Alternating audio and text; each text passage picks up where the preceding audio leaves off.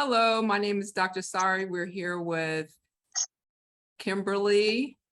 She's from Ecuador and she is CEO, president of Soluna Sanctuary. And we're going to learn a little bit more about what is Soluna Sanctuary and what is her mission in Ecuador. Hi, Kimberley. Hi, Sari. How you doing? Doing great. How's your body works? It's doing good.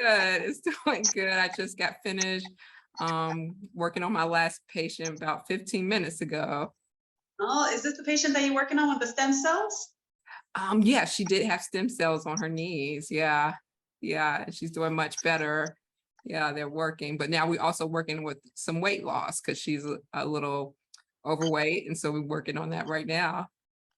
That's such a blessing. I'm so happy for you guys. I'm glad that you're flourishing with your stem cell, with your body works. You're doing an amazing work. I'm seeing everything from Ecuador and keep it going.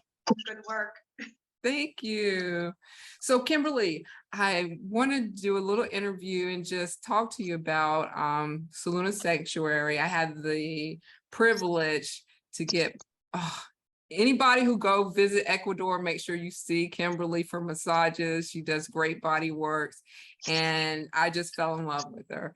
And basically, I want to just talk about what is Soluna Sanctuary? So yeah, how do we start from Soluna Sanctuary? Well, Soluna Sanctuary started, the idea and the concept, even in the name, started from New York. I was in Staten Island during the time, and my husband and I were thinking about, okay, where do we go from here? After 2008, there was like a crazy collapse. And so anyways, to make a long story short, my heart always wanted to go back into nature. And I, as a child, I was always venturing into Central Park or into these national other parks around the States. And I guess from that, stemming from my childhood, I wanted to be more in a jungle atmosphere. So I came out to this space, which was already what, 2007, and 2007 is when we really started to break ground and to give this place life. From that point on, the vision started coming through where I started volunteering in the jungle over here with the locals, and they wanted to build a tourist agency. And so they didn't know how to. They didn't have the resources. They didn't know how to grab the audience. So I did a lot of volunteer work in the jungle, and that's when the locals started teaching me about how to survive in the jungle. So that was the beginning of all that.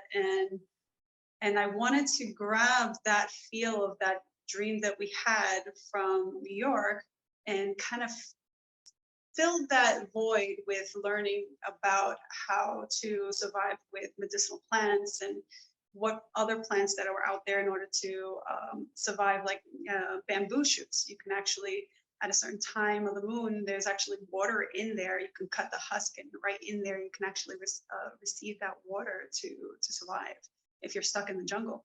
So it's pretty interesting what you will find just in front of your house, how many medicinal plants that we have available to us, but we kind of ignore them. So anyways, the whole point with Soluna Sanctuary was that Soluna Sanctuary was a place that I wanted to create a safe haven. Experiencing 9/11, which was a big deal for me, I was there and I witnessed it, gave me that feeling that I need to be in a safe space and be in a place where I know that I can survive and not have to scurry and look for water. Everything was available in one spot. So Soluna Sanctuary has the benefit of having this amazing landscape, which is about 10 acres. We have all surrounded river. So we survive off of our wells. So that's really exciting. So we have the mountains in the backgrounds, and which creates the canals that we have our water with. And then obviously this lush vegetation, which is an abundance of medicinal plants. And obviously we can grow our own personal food. So the vision was to create a permaculture community. Once it started flowing in more and more, I started realizing that the survival here was great for children. So I have 2 children, and Soluna Sanctuary also became a safe haven for young children to develop and become more aware of their senses. So my children have had that advantage. I didn't have that advantage as much as they did, because I did live somewhat in the city, but would have to go to Central Park to find it, right? Right, right. Yeah, it was really interesting. And so when we came out here to Soluna Sanctuary, we started growing our food. We started putting more trees in the ground, creating more of a nice, attractive landscape. And Soluna Sanctuary started blooming little by little. With that, we created a tea house, and the tea house is all about medicinal plants. And so this medicinal plants that we use started in a very busy town. Mhm. We What started was the town called? What's the name of the town? actually called Montanita. So that was really the beginning start of Soluna. So Montanita is a surfing town. It's internationally known. It's actually, everybody knows where Montanita is. If you're a surfer, or if you love to really enjoy nature and feel, the vibration of freedom, Montanita is the hand spot for that. So I was able to help a lot of people that were travelers, international travelers with chronic problems, and also find relief, also in an emotional state for them in that little hub station that we had in the tea house. So the tea house ended up coming to the landscape that we started growing years ago, and we opened up the tea house here. So it transformed from Montanita to our land where we are now in Dos Mangas, Ecuador. And Dos Mangas needs 2 sleeves, and it has jungle here, and ocean is about 8 minutes away. We're right in front of the Pacific coast. So it's absolutely gorgeous. If I can compare what Ecuador, the coast of Ecuador feels like, it feels like Hawaii. It really does. Okay. People that have lived in Hawaii that stated that they feel like at home. They feel like if they're at home, or in Puerto Rico. So it's pretty much the atmosphere you're going to feel when you get here. So Soluna Sanctuary started growing, and now we have places available for people to sleep, people to have a retreat here. We do offer other medicinal plants where we do sweat lodge. We offer healthy food that is grown in our property. So we're giving them learning how to grow, cultivate, and eat healthy, and also how to exercise and take that time out to get up early with the birds and breathe and have that time to stretch and connect to the Pachamama. So those are the things that we really try to push for our clients and for our patients to feel, because I am a licensed massage therapist. I've been doing it for 18 years, and I'm also a phytotherapist. I work with medicinal plants, making tinctures, creams, and other elixirs. So you mentioned that you work with plant medicine as well. I know I basically came to Ecuador to do Mother Ayahuasca. Are you familiar with ayahuasca? Actually, yes. Ayahuasca has been something that was introduced to me years ago, almost 10 years ago. And I took it for quite a bit, a few years. And I was able to have a baby, because my intention to take the medicine was to become a mom. So I was able to have my 2 daughters with the medicine. I feel like that was what helped me to open up a lot of things that were holding me from my past, and breaking those old traits, those old ancestral lineage, how you say, daños, dolores. In Spanish, you say it's Would it be something like that curses, like family curses? basically it's just, if you're breaking that family curse, you're breaking that family like pain. That's something that most people we carry. We don't understand why we're feeling a certain way. It's because we're carrying something that's not really ours. Oh, hello? Yeah. So I started breaking that, and breaking those old patterns, breaking patterns from my mother, from my grandmother, from my great grandmother, breaking those sicknesses that they carry also, because those chronic diseases sometimes that come into our lives is because we're not breaking their patterns. You Now, know, how, I don't mean to cut you off, but how does ayahuasca, how do you feel like, can ayahuasca break those curses or break patterns, or how does that work really? it's really the plant. The compound in the plant gives you that profound, uh, deep feeling that you have. It really goes into your mind. Ayahuasca is for the mind.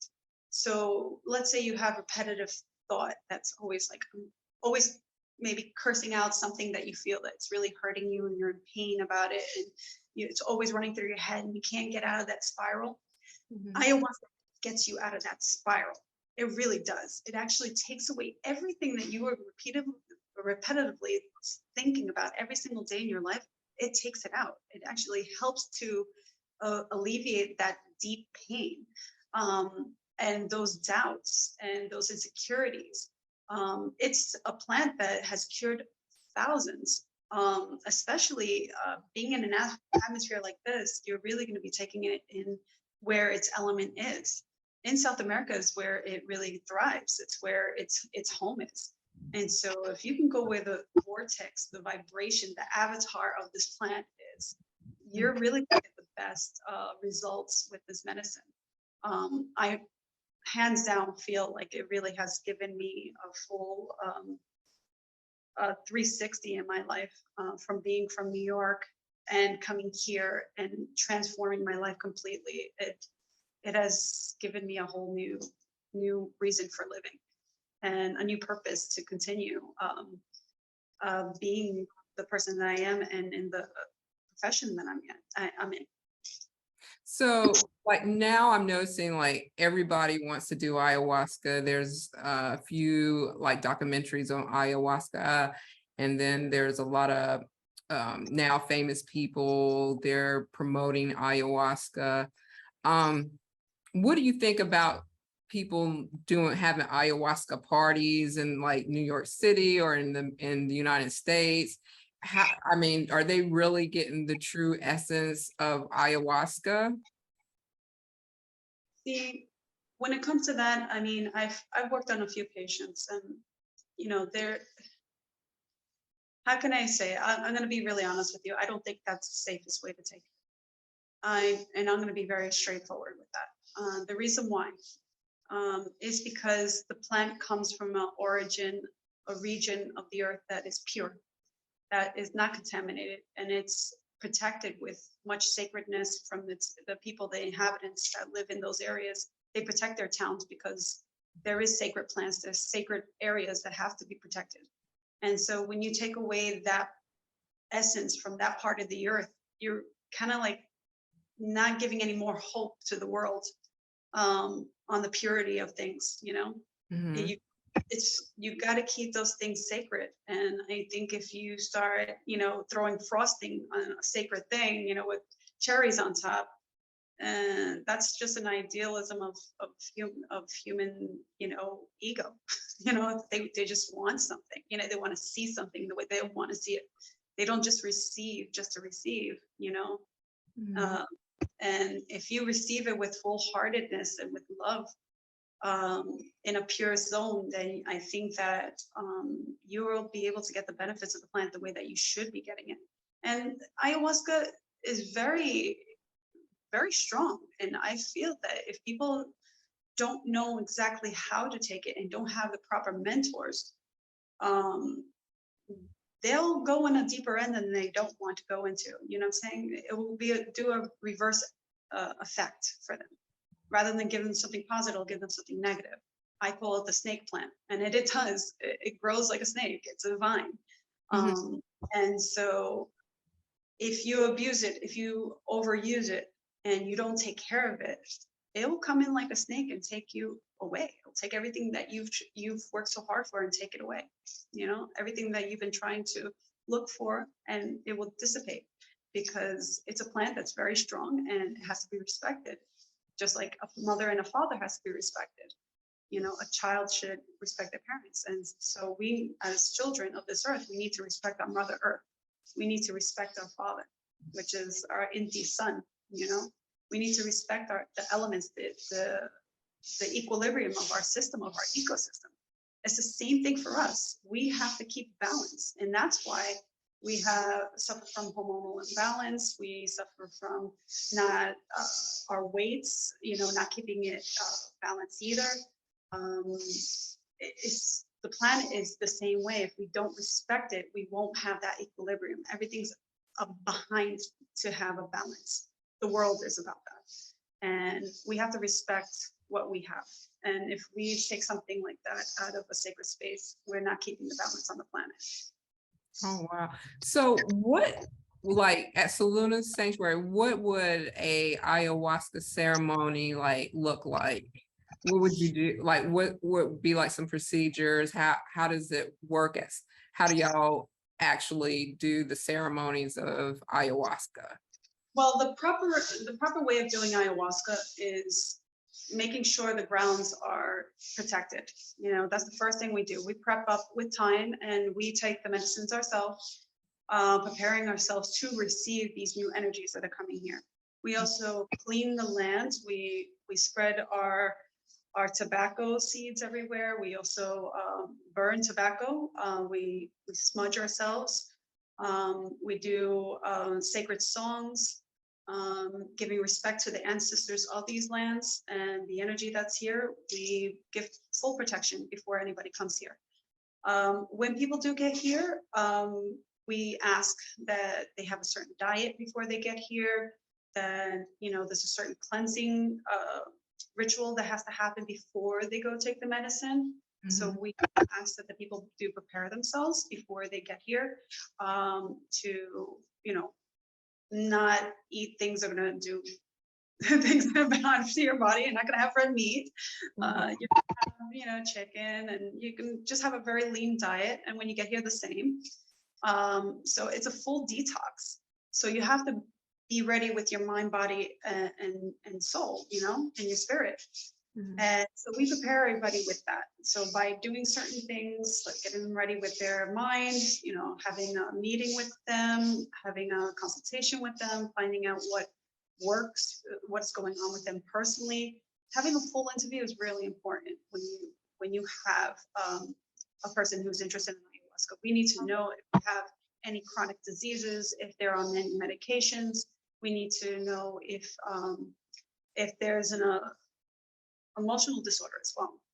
So it's always good to have that knowledge before you go and give somebody that medicine. It's always an interview behind every tomada, every ayahuasca ceremony. From there, what we do is we also give floral baths. We bathe them with plants that are bitter. That helps to clean the energy field that's around them. And also giving emotional massage is what I also push for people when they get here, is to have that. So to just really keep them more in balance, more in tuned. So when they do receive the medicine, they're not with fear. They're not with doubt. They're not with, oh my God, what am I doing? I'm not going to just throw in the bus with you. And just like all of a sudden it's like, yeah. I don't like to put fear in people when they're about to do medicine. It has to be a completely happy, healthy atmosphere, and know that you feel at home. So when people come here, they have to feel like they're in their home. They're being protected. They're being nurtured. They're being given that protection as a child when probably they weren't, because most people that have traumas is from their childhood, and they take ayahuasca because they got traumatized from something. So we care about that. Here in Soluna Sanctuary, we care about people's feeling.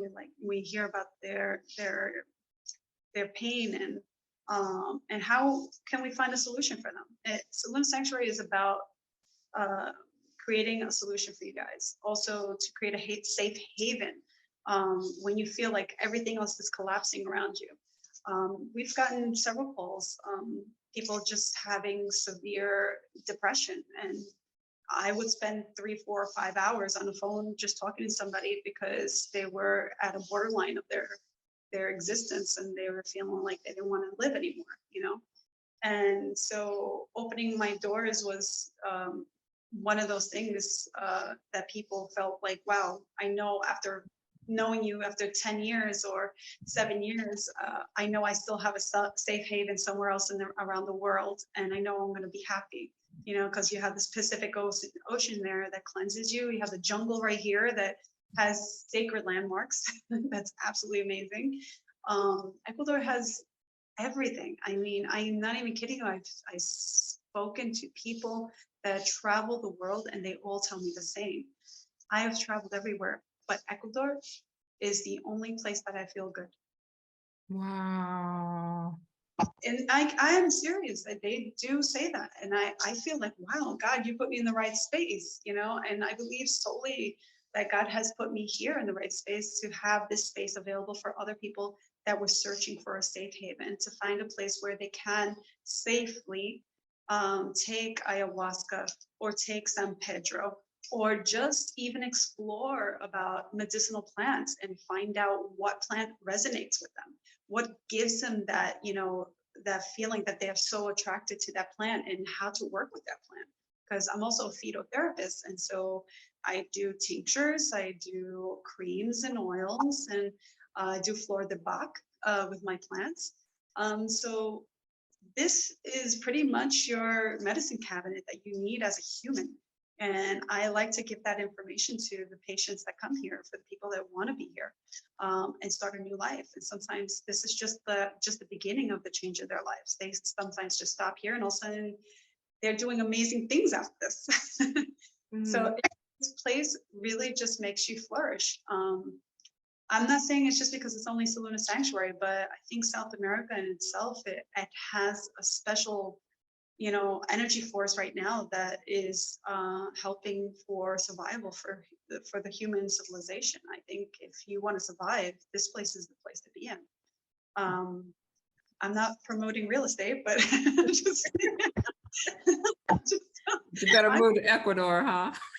I just think Ecuador is really, really amazing. And for moms, on top of that, mothers that are single moms, you know, that are so scared that, like, what do I do? I can't survive in the United States. You're not making enough money, and they don't know how to make it happen. Here, you can start from scratch and start something new, and you can survive.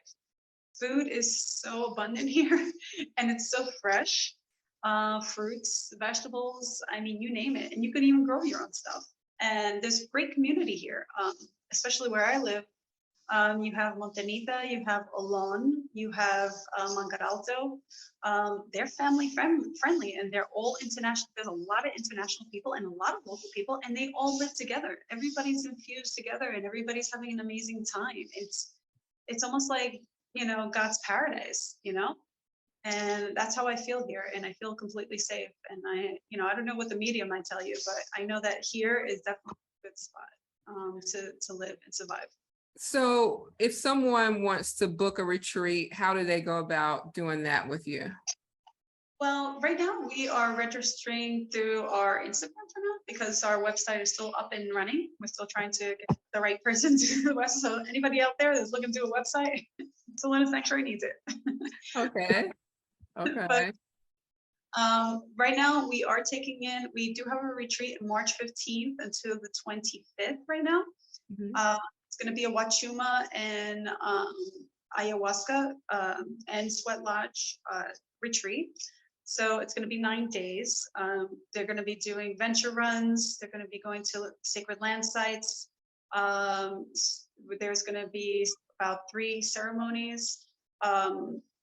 All the meals are catered to every individual that is coming here. So we always check if anybody has food allergies.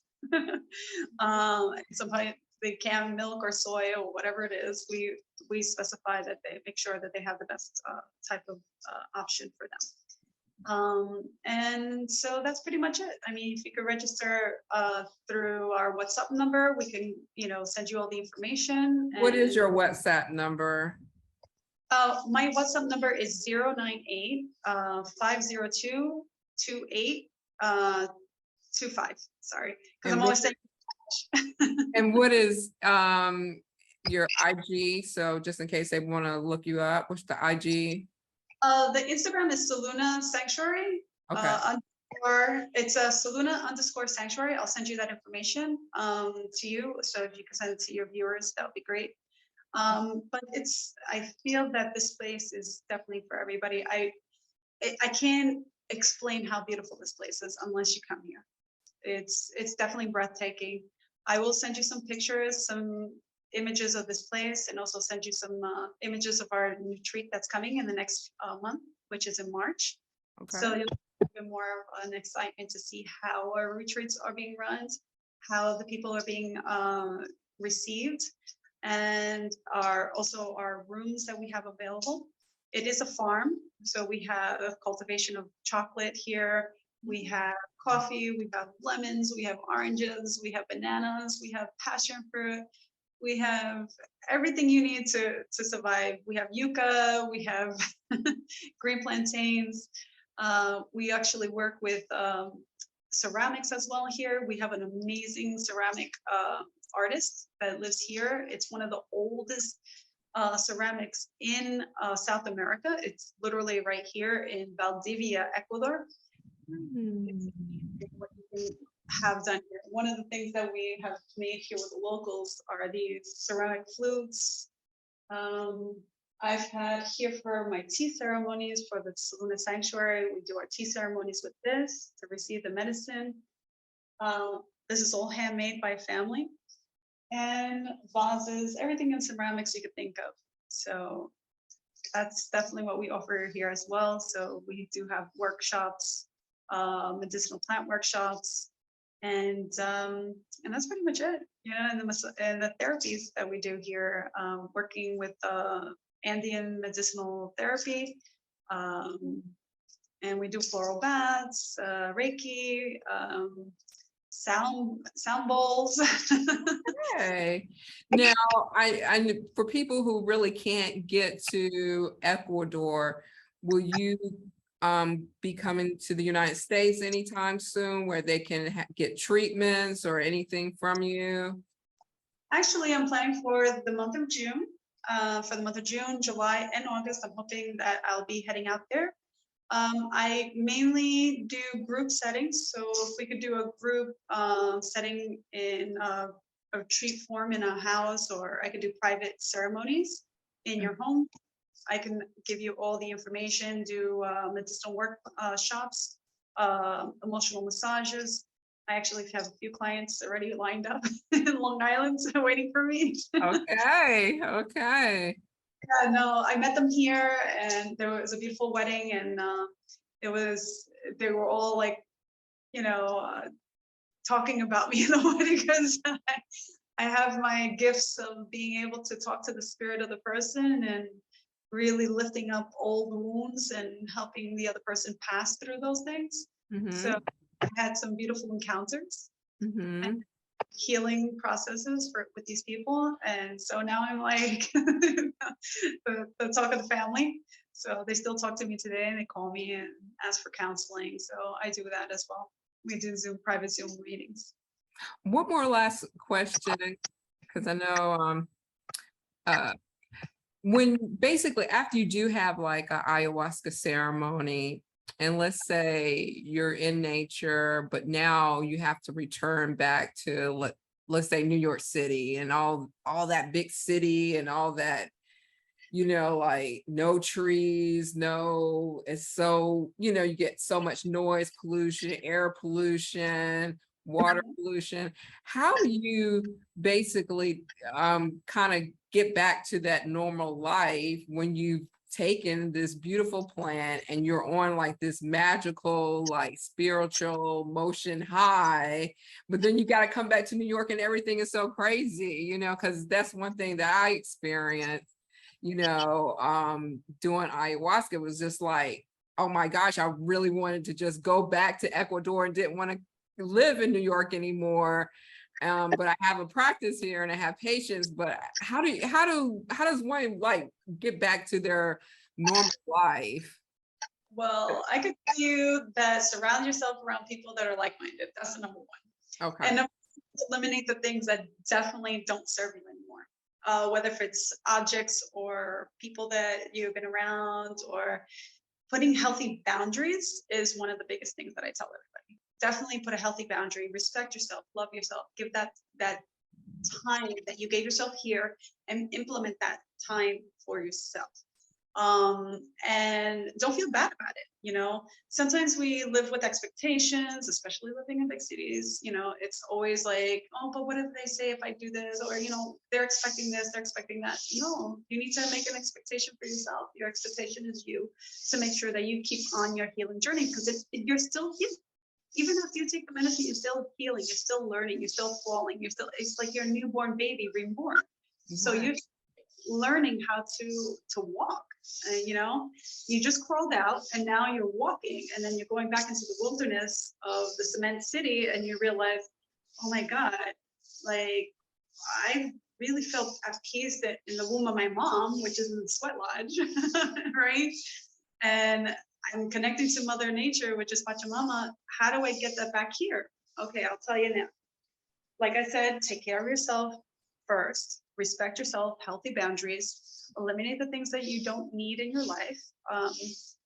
Whether it's objects or people, definitely do that.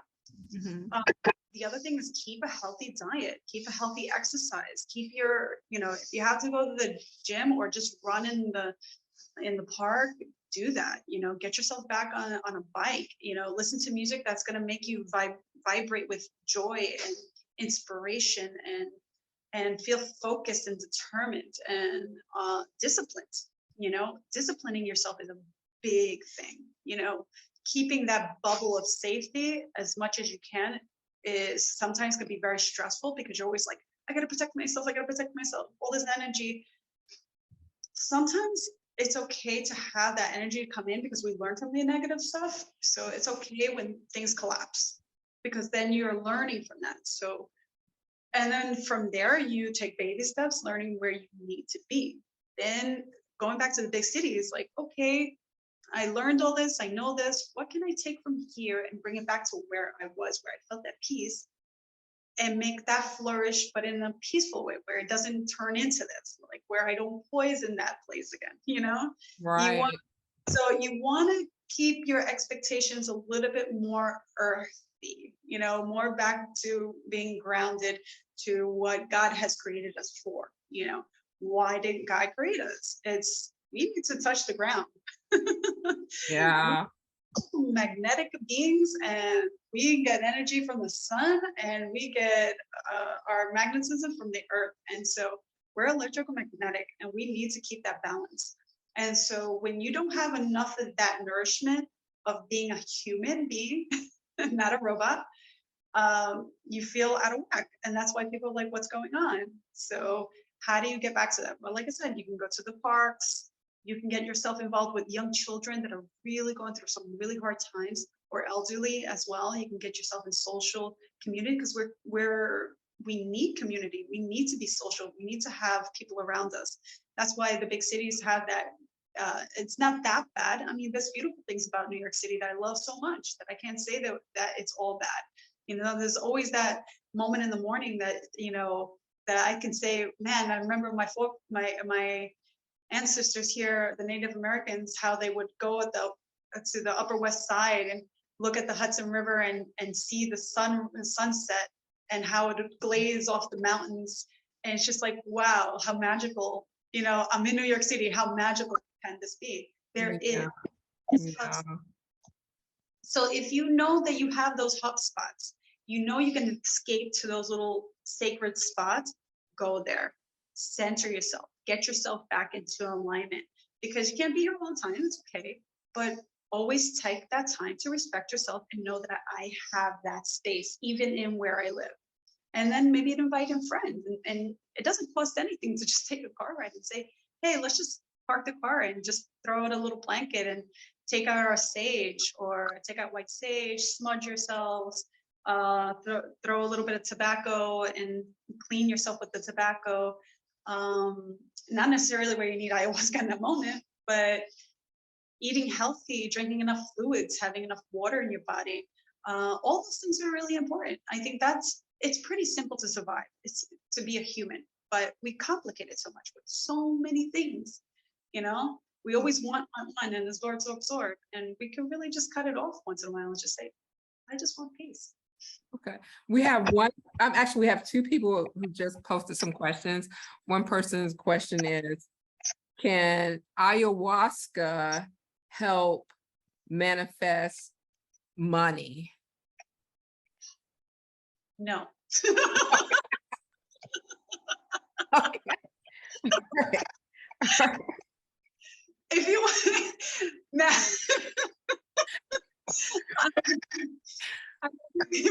that I answer that question. The money is not from the ayahuasca. The money is an energy force, right? Okay. Money to me is energy. And where's that energy coming from? It comes from you. It comes from me. It comes from us really being in the right place at the right time, making the right connections energetically for our path. Okay. Well, listen, I really enjoy having this interview with you. You got to come back. Because there's more questions and I really didn't get a chance to ask you everything, but is there any last words you want to say before we end? I'm going to be honest with you. Thank you. Sorry, this is my first interview. So thank you for bearing with me. I was a little nervous, but thank you so much because I've been in this